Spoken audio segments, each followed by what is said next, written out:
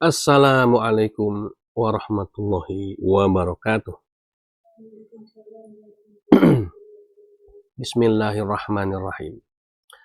Alhamdulillahi rabbil alamin. Wassalatu wassalamu ala asyrafil anbiya'i wal mursalin. Sayyidina wa maulana Muhammadin wa ala alihi wa sahbihi ajma'in, amma ba'd. Faya ibadallah, ittaqullaha haqqa tuqatih wa la tamutunna illa wa antum muslimun. Faqala Allah Ta'ala, Rabbi a'udzu bika min hamazati syayatin wa a'udzu bika Rabbi ayyahdurun. Sadaqallahul azim. Ma'asyiral muslimin rahimakumullah, alhamdulillah. Mari sama-sama kita memanjatkan rasa syukur terbaik kita kehadirat Allah Subhanahu wa taala. Karena Allah sudah begitu baik pada kita.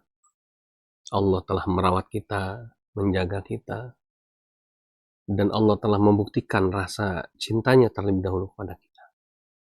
Maka sudah sepantasnya kita persembahkan rasa syukur yang terbaik atas semua kebaikan yang sudah Allah berikan kepada kita.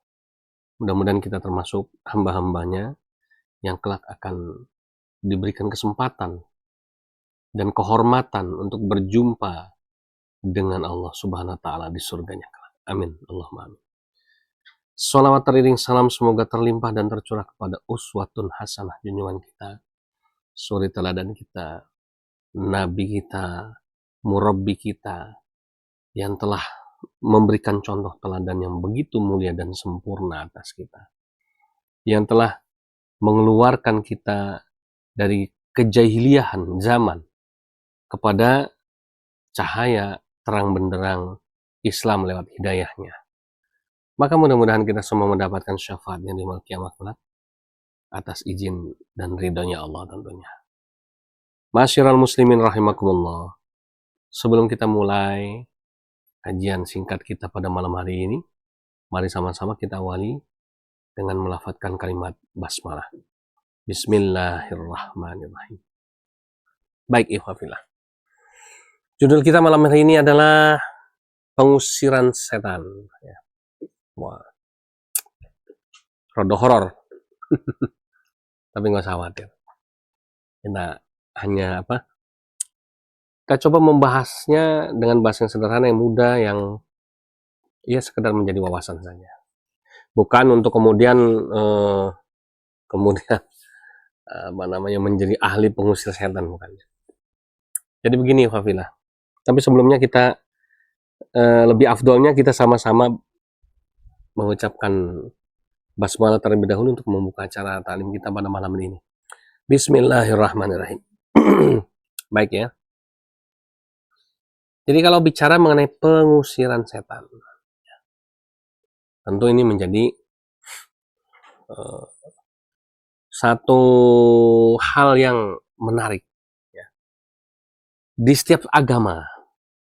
Karena setiap agama pasti punya metode teknik untuk mengusir setan. Ya. Dan selalu temanya sama. Musuh utama orang beragama itu mesti setan. Cuma mungkin beda-beda aja versinya. Di Islam ya setan ya kan. Innahu lakum aduwwum mubin gitu kalau kata Al-Qur'an. Dan itu diulang di banyak surat, di banyak ayat. Sesungguhnya setan itu adalah musuh yang nyata. Mungkin agak komplit dikit. Kalau di Islam ya dikatakan di Al-Qur'an misalnya surat Al-Baqarah 20 berapa ya? Lupa. 208 ya. Wala tattabi'u khutuwatis syaiton innahu lakum aduwwum mubin gitu ya. Dan janganlah kamu ngikutin jejak-jejak langkah-langkah cara-cara jalannya gitu ya, setan. Karena setan itu musuh yang nyata bagimu, itu kalau di Islam. Di Kristen juga sama ya, musuh utama tokohnya dalam agama Kristen tokohnya setan. Di Katolik juga sama ya, setan. Hindu juga ada setan, mungkin namanya aja yang beda ya. Versinya aja yang beda. Tapi sama intinya tokoh utamanya, musuhnya umat beragama adalah setan, baik di Hindu. Buddha pun sama, ya kan, mungkin apa namanya itu, kalau di Buddha itu ya siluman-siluman gitu ya. Mungkin di yang lain juga sama begitu, kurang lebih ya.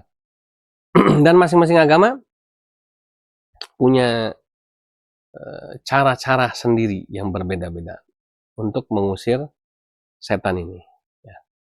Ada yang mungkin dengan cara apa namanya itu, kalau kita lihat di film Sun Gokong kalau di Buddha gitu ya, dia kemudian bagaimana mengalahkan siluman mengenai apa namanya, dengan mantra-mantra dari kitab suci ya dan sebagainya. Atau mungkin ada juga di Konghucu itu metode pengusiran setan dengan kongco-kongco gitu ya. Jadi dipanggil, kemudian diminta petunjuk ya, leluhur itu untuk mengusir setan-setan. Misalnya contoh, di Kristen juga ada ya, misalnya apa namanya itu, acara-acara pengusiran ya. Jadi pengusiran setan maksudnya. Exorcism gitu ya. Nah, ini ya. Karena ada filmnya juga itu ya. Jadi bagaimana mengusir setan. Islam juga sama ada ya. Nah, makanya ini menarik untuk kita bahas. Tapi kita nggak bahas yang banyak-banyak, kita bahas Islam Kristen aja. Ya, metode pengusiran setan ini. Karena apa? Karena memang apa kalau di film namanya tokoh antagonis begitu kalau nggak salah kali ya. Istilahnya, mohon maaf kalau keliru. Jadi memang setan ini adalah sosok tokoh ya yang menjadi musuh bersama gitu ya semua umat beragama. Ya kan? Ya misalnya contohnya kalau di Kristen nama-namanya aja yang beda gitu. Mungkin kalau di Kristen ada apa namanya tuh nama setannya misalnya Lucifer gitu ya. Ada Beelzebul ya, Beelzebul ya. Ya. Oh, Beelzebul ini ya. Ada Baal misalnya gitu ya. Kalau di Islam itu mungkin ada Wasin, apalagi gitu ya, macam-macam nama-nama apa, nama-nama setan itu ya. Atau misalnya kalau zaman dulu jin ifrit, wah itu kan sosok jin ifrit ini sosok jin yang setan Arab yang ditakutin lah gitu ya, zaman dulu gitu ya. Ya, terkenal itu ya. Dan orang-orang Kristen juga ini tuh apa tahu tuh nama besar jin ifrit itu ya. Jadi apa namanya mereka mengatakan jin ifrit itulah setan Arab gitu ya. Ya, dan menjadi sosok yang legend juga gitu ya di kalangan semua apa agama yang namanya jin ifrit gitu ya. Kalau bahasanya ifrit gitu ya. Semua orang nyebutnya singkat kadang ifrit gitu ya. Jadi itu ya contoh-contohnya. Nah, masing-masing Islam Kristen juga punya cara yang berbeda. Ya, di Kristen ada mungkin di Katolik kita sering nonton filmnya deh. Ada metode exorcism gitu ya. Exorcism ya, mungkin bacanya saya bukan orang yang fasih berbahasa Inggris ini kalau rada keliru mohon maaf. Ya, ini metode pengusiran. Ya. Kalau di Kristen itu kan macam-macam juga tekniknya. Beda-beda antara Katolik dan Protestan. Ya, ada apa namanya?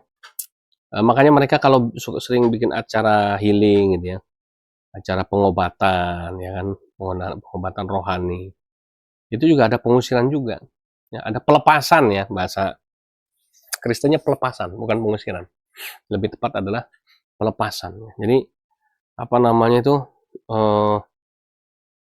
didoakan ya kalau kita sering lihat di TV ya pendeta ketika sedang berdoa mendoakan jemaatnya tiba-tiba jemaatnya kesurupan kejang-kejang ini wah ya kemudian di apa namanya didoakan ya kan oleh si pendetanya ada yang dicipratin air ya ada yang ditempelin Alkitab macam-macam lah tergantung entertain si pendeta itu sendiri-sendiri ya ada yang model dia apa di nyanyiin lagu ya kan kalau model Nabi Lugat Tambunan kan itu ngusir setan melalui gitar ya. Jadi dia kalau ngusir setan itu kalau pelepasan itu diambil gitar ya dia nyanyi lagu-lagu rohani kekristenan ya itu wah itu tuh Roh Kudus turun itu wah gitu ya, Roh Kudus turun kemudian dia mengusir melawan ya roh-roh jahat ini ya apa namanya setan-setan yang mencoba menyerang mau menghancurkan nah, itu macam-macam ya Nah, apa namanya, itu ya. Kemudian banyak sekali ya versi dan juga kontroversi. Nah, kalau di Kristen ya. Misalnya contoh, eksorsisme yang terjadi di gereja Katolik kita tahu di film-film Emily Rose misalnya gitu ya. Dan lain sebagainya, banyak yang gagal ya. Banyak yang terkenal yang Emily Rose itu ya kalau nggak salah. Itu kan akhirnya si anak perempuan yang dimasukin setan ini mati. Ya, dan itu sudah dilakukan gereja Katolik mengirimkan pendeta pastor-pastor khusus ya yang punya pengalaman di bidang pelepasan roh-roh jahat ini. Sudah dibawakan air suci ya kan, dibawakan salib, dibacakan ayat-ayat dalam Alkitab, tapi nggak mempan juga ya. Yang akhirnya sih apa namanya orang anak yang dirasuki setan ini kemudian meninggal, dan itu nggak sedikit ya. Saya tidak paham ya di kekristenan ini ya. Saya tidak mengatakan nggak manjur, nggak ampuh, tapi memang ada pendeta-pendeta yang jujur seperti pendeta Hendry Tan sendiri mengatakan bahwa kalau untuk urusan dunia gaib mah Islam lebih jago daripada Kristen. Dia bilang gitu ya. Jadi metode-metode Islam itu diakui lebih ampuh ya, lebih manjur ketimbang di kekristenan ya, karena memang banyak sekali contoh ya. Kalau kita nonton film Dracula sih wah kelihatannya namanya film ya. Kan film ini tergantung, ada film yang diambil dari kisah nyata seperti yang eksorsismenya Emily Rose ini kan dari kisah nyata gitu ya. Ada juga yang memang film itu maaf ya entertain ya. Nah, gitu ya. Nah, film yang entertain ini kadang-kadang misalnya film vampir Dracula ya. Wah, apa namanya dikasih salib langsung wah gosong kebakar. Itu kan entertainnya. Bener kok Pak Ustadz. Saya sering mencoba gitu. Makanya orang Kristen kemana-mana selalu pakai kalung salib. Dengan harapan kalau dia ketemu setan dia langsung tunjukkan salib itu, setannya langsung pergi ya. Nah, itu ya boleh juga ini ya. Itu kan keyakinan masing-masing. Tapi ini ada guyon, ada cerita guyon. Ada satu saat ya ada orang Kristen lewat kuburan. Ya. Kemudian di tengah-tengah sampai dengan kuburan dia dicegat sama sosok pocong. Begitu dicegat sama sosok pocong, si orang Kristen ini kan kaget gitu ya. Wah, mau lari, gengsi gitu ya. Mau maju, nggak berani kan gitu ya. Oh, dia ingat ya. Dia bawa salib ya. Maka dikeluarin salib, kalung salibnya itu kemudian dikasih unjuk ke si pocongnya. Ya, dalam nama Yesus. Dalam nama Yesus. Pergi kau setan gitu ya. Ya, dalam nama Yesus misalnya contoh gitu ya. Si pocongnya itu malah bingung. Ya kan, nggak langsung pergi. Ya, terus si orang Kristen ini tambah semangat. Pergi kau setan, pergi kau setan. Kemudian pocongnya malah tahlilan. La ilaha illallah. La ilaha illallah. Karena yang bisa gerak cuma kepalanya doang. Kan tangannya diikat nih. Jadi dia tahlilan kok ya. Bingung kan yang Kristen. Kok kamu bukannya pergi malah kamu tahlilan? Pocongnya bilang, ya ente salah bro. Aneh kan pocong. Pocong itu kan dulunya Islam saya, hidupnya kan agamanya. Kok malah diunjukin salib kan ya. Makanya saya langsung tahlilan la ilaha illallah. La ilaha illallah. Tandanya apa? Ya nggak pas, nggak cocok gitu ya. Lain jurusan. Kalau kamu ngeliat vampir Dracula dikasih unjuk salib sama-sama jenis kamu, agama kamu, dia kabur ya. Oh, akhirnya si yang Kristen apa namanya baru paham ya. Oh iya benar ya, keliru berarti ya. Iya nih. Baca ayat kursi itu pocong kan gitu ya, kabur dia ya. Dan dikasih unjuk salib ya. Kan itu agamanya Islam bukan Kristen. Ini guyon ya. Ya, untuk menghibur ya. Nah, jadi begitu ya. Nah, kalau di Islam metodenya ada ruqyah yang paling terkenal. Ruqyah ini juga ada macam-macam ya. Ada ruqyah yang syar'i, ada ruqyah yang ghairu syar'i. Apa sebutannya? Ada ruqyah yang apa namanya itu ya semi lah ya. Misalnya contoh ya, kita sebut banyak sekali orang-orang Islam itu yang jago ngusir-ngusir setan. Misalnya kalau yang ruqyah itu Ustadz siapa itu? Nizar ya namanya ya, yang terkenal dari Gontor itu ya. Ya kan Ustadz Nizar yang ruqyahnya. Ada lagi misalnya versinya Ustadz Ujang Bustomi Cirebon. Ada versinya Ibu Ningsih Tinampi, ya kan mana itu? Jawa Timur ya. Daerah mana lupa ya. Jadi macam-macam versinya. Ada lagi yang versinya Kang siapa itu yang suka melukis sosok Solepati misalnya.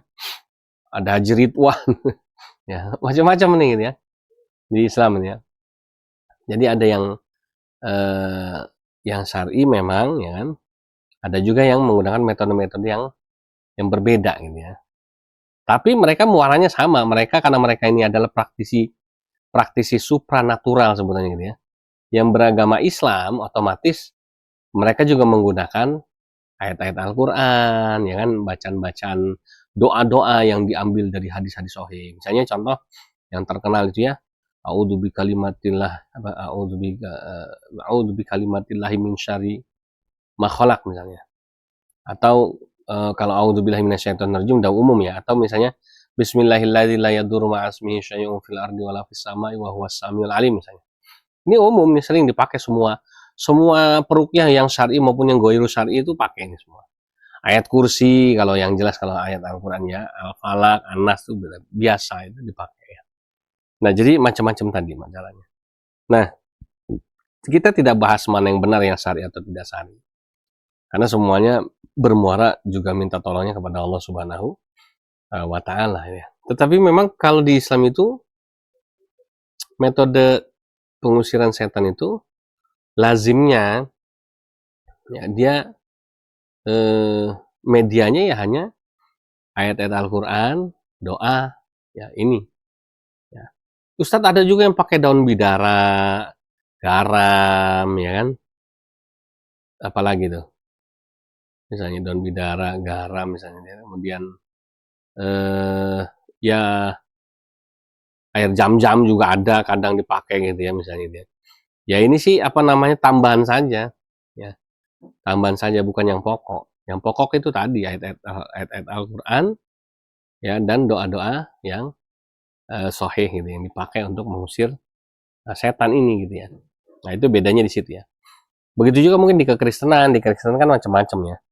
Ada yang pakai doa, ya doanya itu ya versinya kalau di Kristen kan pakai doa bahasa Indonesia. Misalnya contoh doa-doa yang dalam bahasa Indonesia di kekristenan yang umum dipakai. Ya kan? Ya itu misalnya tadi dalam nama Yesus, dalam nama Yesus. Biasanya kalau setan udah digentak sama dalam nama Yesus itu kaget dia ya, langsung kabur dia. Ya, kalau kita ya mungkin takbir itu Allahu Akbar gitu ya. Mirip gitu ya. Kalau di Kristen dalam nama Yesus misalnya begitu ya. Nah, ada juga misalnya doa. Ya, apa namanya? Lagu ya. Seperti yang tadi saya bilang ada teman saya tuh nabinya orang Kristen, Nabi Luga Tambunan, bukan pendeta lagi nih, lebih tinggi ya, nabi gitu ya. Karena dia mengikrarkan diri sebagai seorang nabi yang menggunakan apa namanya lagu-lagu ya. Misalnya ada lagu Kristen, dalam nama Yesus ada kemenangan ya. Dalam nama Yesus iblis dikalahkan. Nah, itu tuh lagu-lagu Kristen yang mengandung keajaiban gitu kalau mereka, mujizat kalau di Kristennya untuk mengusir setan. Ya, ada juga yang menggunakan ayat-ayat Alkitab untuk mengusir apa namanya setan gitu ya. Misalnya dibacakan biasanya yang paling terkenal ya ayat-ayat dari apa namanya kitab Wahyu ya, tentang akhir zaman Armageddon bla bla bla, itu kan isinya banyak tentang pengusiran setan, itu dibacakan ya. Itu contoh ya. Jadi macam-macam juga metodenya. Ada juga penggunaan salib tadi gitu ya, menggunakan alat. Jadi itu apa namanya untuk mengusir apa namanya setan tadi. Nah itu versi dari apa dua agama yang besar ini. Tapi walaupun begitu gitu ya, kita patut bersyukur ya di Islam karena memang itu tadi metode pengusiran setan dalam Islam itu banyak diakui oleh tokoh-tokoh Kristen sendiri jauh lebih ampuh. Bahkan mohon maaf lahir batin ya.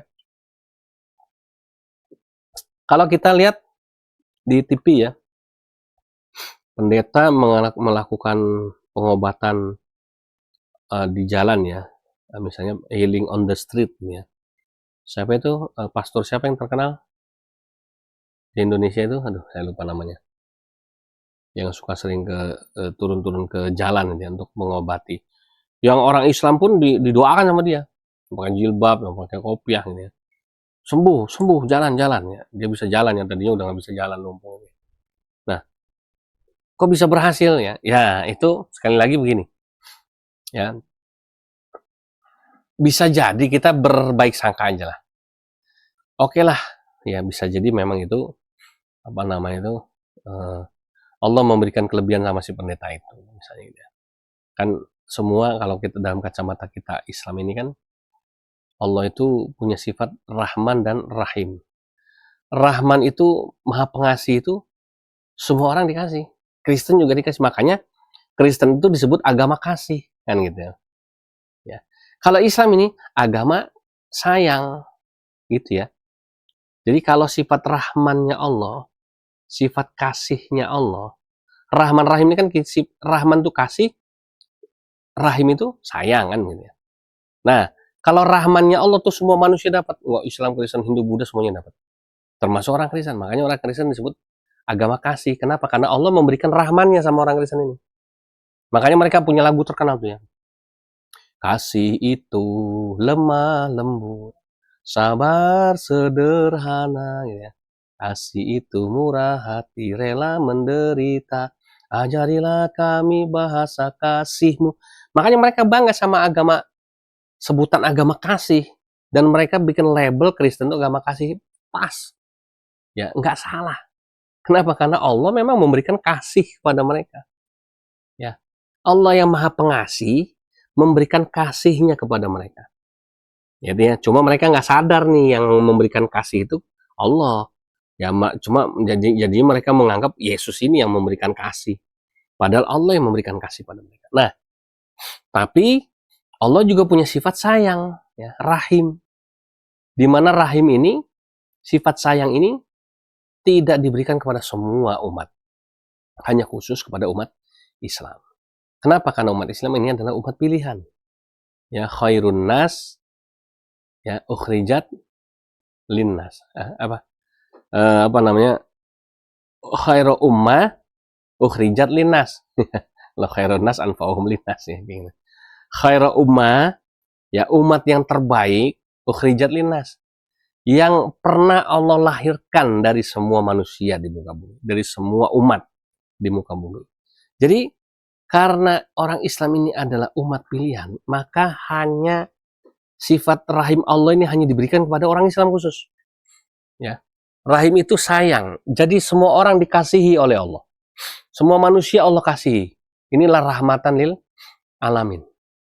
Tetapi yang diantara semua manusia yang Allah kasihi ini, hanya orang Islam, hanya umat Islam yang Allah sayang. Beda ya. Saya mengasihi semua santri di Pondok Pesantren Al-Habib. Tapi, ya kan, yang saya sayang adalah Winardi bin Yadi. Ya, kenapa di antara semua santri yang dikasihi oleh, ya, Yusuf Ismail sebagai pengasuh Pondok Pesantren Al-Habib, hanya Winardi yang disayang? Karena Winardi ini pilihan, misalnya kenapa? Karena dia, misalnya apa namanya itu, lebih amanah, ya, karena dia adalah yang terbaik di antara semua santri, kan begitu. Sama, Allah memberikan kasihnya kepada semua manusia. Allah mengasihi semua ciptaannya. Allah mengasihi semua seluruh alam raya ini. Tetapi Allah hanya menyayangi khaira ummah ini, ya, ukhrijat linnas, yaitu umat Islam kita. Nah, itu begitu. Ya. Sehingga kalau kita dengar orang Kristen pamer bangga dengan sebutan agama kasih, ya memang Allah memberikan kasih sayang, memberikan kasihnya kepada mereka. Nggak usah heran ini. Buat kita orang Islam, lu baru tahu kasarnya ini ya. Cie pamer kan ini ya. Dia nggak tahu yang ngasih itu siapa kan gitu ya. Jadi ternyata Allah yang memberikan kasih kepada mereka, ya kan? Digambarkanlah yang namanya kasih itu, ya kan, adalah seekor burung merpati putih yang indah seperti Roh Kudus. Wah, gitu ya. Boleh aja, nggak apa-apa. Bener, ya karena Allah memberikan kasih. Tetapi jangan lupa, ya, di antara seluruh manusia yang Allah kasihi, hanya orang Islam yang Allah sayang. Beda loh, ya kan? Diberikan kasih sama disayang. Yang disayang ini khusus, spesial, istimewa, luar biasa, ya. Jadi itu ya. Nah, makanya apa namanya? Kita balik lagi. Jadi ke sono-sono gitu ya. Sampai di mana tadi? Jadi tentang ngusir setan. Nah, jadi apa namanya, bicara masalah pengusiran setan menurut Islam ataupun Kristen ya, kembali lagi ke topik kita. Memang itu tadi ya. Allah mungkin memberikan kasih itu kepada orang Kristen, pendeta-pendeta gitu ya, untuk bisa melakukan sesuatu yang luar biasa lah, seperti pengobatan dan sebagainya. Kebetulan misalnya, karena kan sebetulnya begini, orang ngobatin orang itu kan spekulasi, ya toh? Spekulasi. Misalnya, saya bisa mengobati orang, gitu ya. Semua penyakit bisa saya obatin, kecuali satu, bokek. Yang buta bisa melihat, yang tuli bisa mendengar, yang lumpuh bisa berjalan, yang mati, mohon maaf, ya, nggak bisa. Gua aja belum pernah mati kan ini ya. Beda lagi urusannya. Misalnya begitu ya, ada 10 orang datang berobat, wah itu loh, ada Ustadz Yusuf tuh sakti, bisa ngobatin orang, datang dia ke sini 10 orang. Apakah 10-10-nya sembuh? Pertanyaannya, pulang dari tempat saya? Enggak. Tetap dua rumusnya, ada yang sembuh, ada yang tidak. Kan begitu. Ya. Misalnya yang datang ke saya dari 10 orang ini, 8 orang Islam, 2 orang Kristen. Ya kan? Yang dari 8 orang Islam ini, yang sembuh cuma 5 misalnya. Ya kan? Yang 3 enggak. Ya. Sementara dari 2 orang Kristen yang datang berobat sama saya, sembuh semua. Kira-kira yang saya banggain, yang saya pamerin, yang saya bilang supaya meningkatkan pamor saya, ya, dan juga kehebatan kesaktian saya, yang 5 ini apa yang 2 nih logikanya? Yang 2 ini. Tuh lu, yang Kristen aja datang ke sini, ya aneh doain sembuh. Oh, apa nggak hebat tuh kan ini? Yang 2 ini disebut nih, yang dia sama juga di Kristen. Pendeta bikin pengobatan dari 10 orang yang datang berobat ya, 8 Kristen, 2 Islam. Yang Kristen ya, yang 5 sembuh, yang 3 kagak. Yang Islam dua-duanya sembuh. Kira-kira sama pendeta yang dibanggain yang mana? Yang 2 ini dong, ya. Tuh, ya kan, Tuhan Yesus luar biasa, ya kan? Tuhan Yesus ya tidak pilih kasih. Wah, gitu ya. Tuhan Yesus memberkati, Tuhan Yesus menyembuhkan ya mereka yang sekalipun tidak menyembahnya, gitu ya. Sekalipun dia tidak meyakininya, mengimaninya, tetapi Tuhan Yesus menyembuhkan dia. Tepuk tangan saudara-saudara. Wah, ini dia. Haleluya. Begitu pendeta. Ya, ini bukan membongkar trik, saya bukan pesulap merah. Cuma kurang lebih begitulah ceritanya. Jadi saudara, kita tidak perlu terlalu apa namanya, ini nih apa, teori sederhana, teori entertain yang sudah biasa. Ya. Kita kembali lagi ke sini. Jadi apa namanya? Pengakuan bahwa metode pengusiran setan dalam Islam ini lebih baik itu bukan datang dari kalangan Islam tadi ya. Dari banyak orang-orang Islam, orang-orang Kristen sendiri. Ini contoh saya mau cerita satu contoh. Entah nih cerita ini mungkin bagi orang Kristen dianggap itu cuma sales kan ya. Ya silakan aja, ini kan cuma pengalaman. Pernah satu ketika ada orang ya Kristen yang datang ke sini, ya kan, cerita bahwa dia punya anak sering kesurupan. Nah, sering kesurupan. Udah berobat kemana-mana nggak sembuh.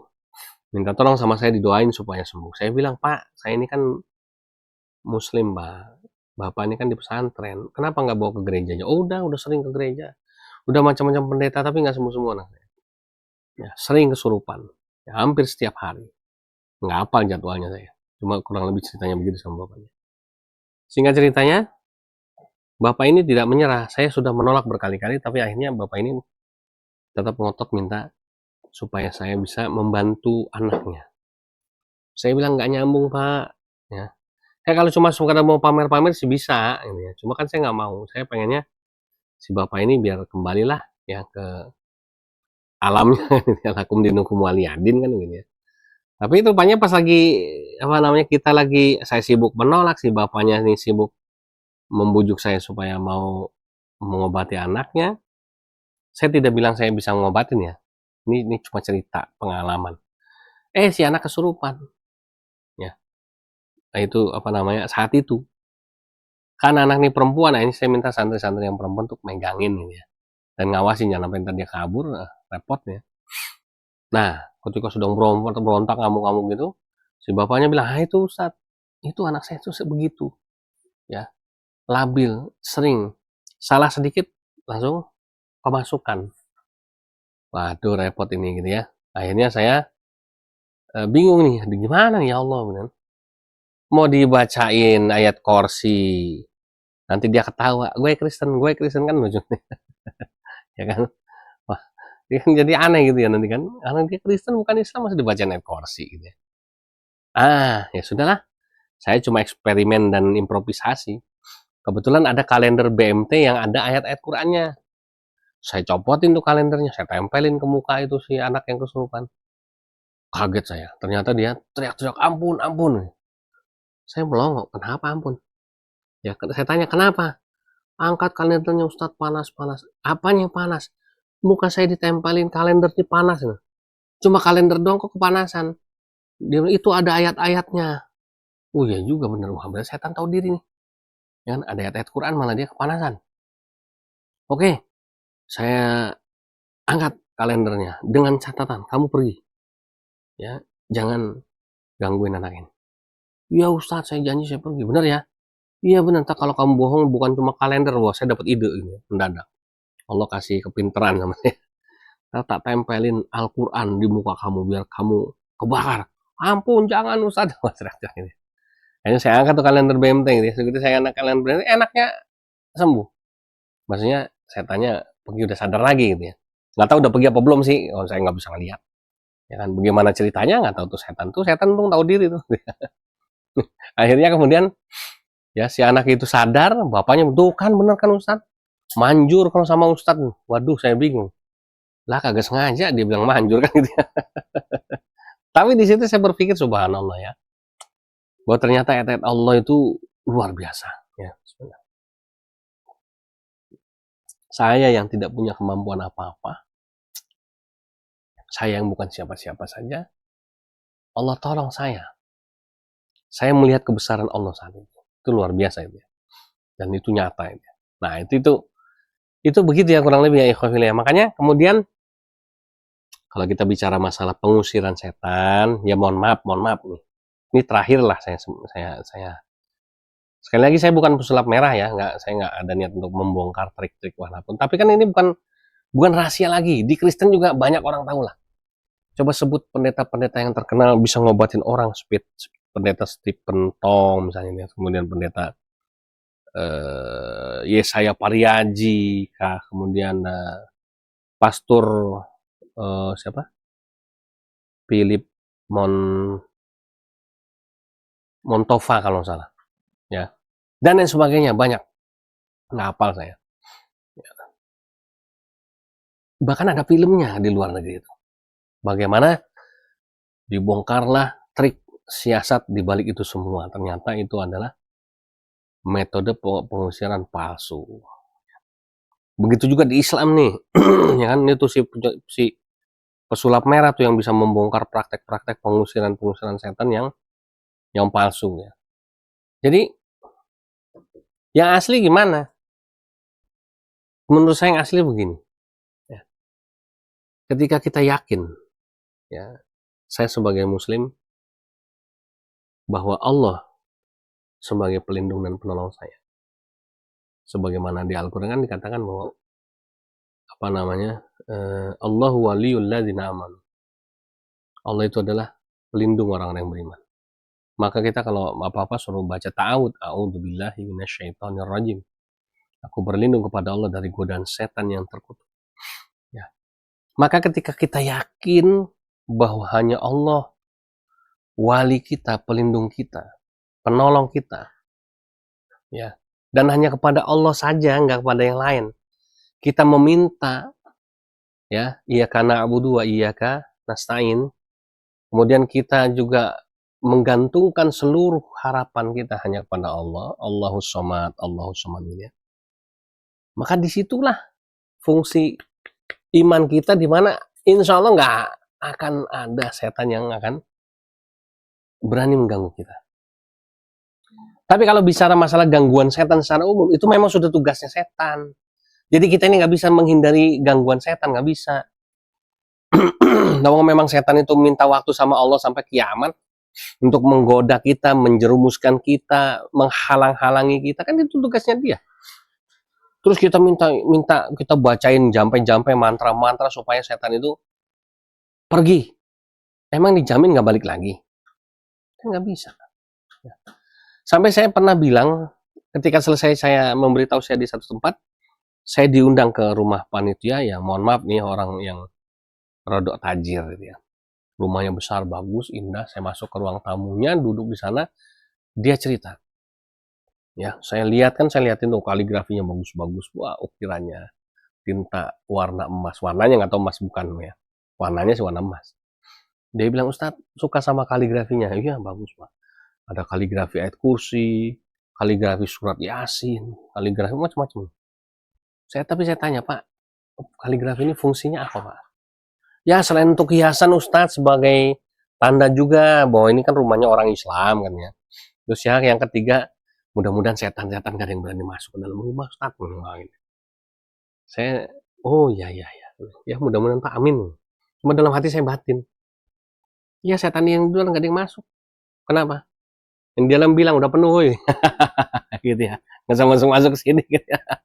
Ya, jadi persepsinya kadang-kadang salah gitu ya. Kita nyuruh orang, nyuruh kiai, nyuruh ustadz suruh ngusir setan. Ya, emang tuh setan kalau diusir mau kemana dia? Dia tugasnya dia ada di bumi ini. Tugasnya dia memang menggoda kita, dia ada di sekeliling kita. Beda alam. Ya, dia bisa ngeliat kita kagak bisa lihat dia. Ini kan udah fitrahnya Allah begitu, sunatullahnya begitu. Yuk. Mengusir setan, mau diusir kemana?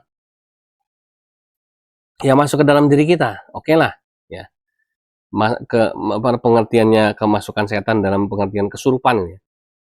Ya, tiba-tiba kita jadi wah, ya, seperti apa orang yang tidak sadarkan diri, kemudian dia berteriak, ya kan, dia kemudian meracau ngomongnya, ya seperti layaknya orang kesurupan. Oke, ya itu memang mungkin perlu diobatin, ya. Tapi persepsi kita harusnya dirubah mindsetnya, ya, kembalikan kepada akidah yang benar, bahwa memang setan pertama sudah tugasnya untuk menggoda manusia. Ya, nggak bisa diusir mau kemana-mana. Yang bisa mengusir setan itu, ya kan, ya apa namanya, dalam diri kita ya hanya keyakinan kita kepada Allah. Jadi harusnya dia ngaji dulu yang benar nih orangnya. Harusnya dia mendekatkan diri kepada Allah dulu yang benar, ya kan? Harusnya dia memperbaiki keimanannya setiap hari, ya kan? Supaya apa? Supaya selalu stabil imannya, ya, supaya bertambah imannya sesuai dengan ketaatannya. Kan begitu, maka insya Allah orangnya akan dilindungi sama Allah. Ya, dilindungi sama Allah dalam pengertian setiap ada setan yang mencoba menjerumuskan dia, mencoba mengganggu dia, mencoba melemahkan dia, mencoba untuk apa namanya itu membuat dia berpaling dari Allah, dia sudah punya anti virusnya. Ya. Kalau mohon maaf, kalau dalam pengertian setan-setan yang bergentayangan, ya, di sini pesantren kami dekat sama kuburan. Tetangga terdekat kami adalah kuburan. Kuburannya namanya makam gantung sirah. Serem. Ini kuburan angker di sini karena makam lama, makam tua. Apakah pengertian mengusir setan itu setan berwujud pocong, kuntilanak, genderuwo, wewe gombel, tuyul, ketrek, apalagi sugus, apalagi itu namanya, ya, babi ngepet, macam-macam kan, genderuwo, ya. Apakah yang seperti itu? Ya, atau apa, malampir misalnya, Nyi Roro Kidul, Blorong lah, siluman lah, segala macam. Saya katakan bahwa sesungguhnya itu bukan setan. Itu bukan setan yang sesungguhnya, itu cuma entertainnya jin. Ya, entertainnya setan. Ya. Dia lagi main-main karena dunia ini kan apa namanya tempat bersenda gurau dan main-main. Nah, cara setan bermain-main itu dengan itu tadi, ya, entertain dalam bentuk rupa-rupa yang ditakutin. Ya. Kalau di Cina vampir, kalau di Eropa Dracula, Wolfman misalnya, dan lain sebagainya. Ya, ya itu seperti itu, entertain itu, ya. Palak kalau ya, lagi misalnya kalau di luar negeri itu. Ada lagi apa itu namanya? Yang pakai baju pengantin, keren namanya. Ah lupa, ya. Macam-macam. Itu semua entertain setan, itu bukan setan yang sesungguhnya. Setan yang sesungguhnya itu adalah setan yang selalu membuat kita malas ibadah, ya kan? Selalu membuat kita apa namanya tuh jauh dari masjid, pelit dalam berzakat infak sedekah, ya. Kemudian apa namanya tuh menghalangi kita supaya tidak berbuat kebaikan, amal soleh. Itu setan yang sebenarnya tuh itu yang harus kita waspadai, yang harus kita lawan. Jadi memang setan itu harus kita lawan. Nggak bisa enak-enakan nyuruh Ustadz, Ustadz tolong rukyah saya. Kayaknya banyak setan dalam tubuh saya, nggak bisa. Kita harus berusaha untuk bagaimana tazkiyatun nufus, membersihkan diri kita. Barangkali kita masih menyekutukan Allah, ya. Barangkali kita masih kurang, ya, dekat sama Allah. Ibadah kita mungkin masih kualitasnya masih kurang di hadapan Allah. Jadi itu yang harus kita muhasabah tuh di situ. Ya, bukan ujuk-ujuk kemudian tiba-tiba atraksi untuk mengusir setan, bukan. Kita berdoa sama Allah dengan sesungguhnya. Maka setan itu nggak mau dekat.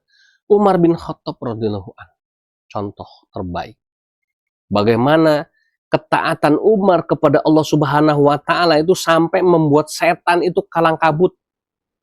Ya. Setan itu kita tahu dalam sejarah ya. Jangankan ya kan ngelihat Umar. Ya.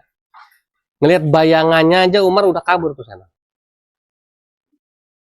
Ya, sekali lagi jangankan ngelihat Umar. Ngelihat bayangannya Umar tuh setan udah kabur. Saking ditakutinya sama setan. Itu Umar loh. Ya.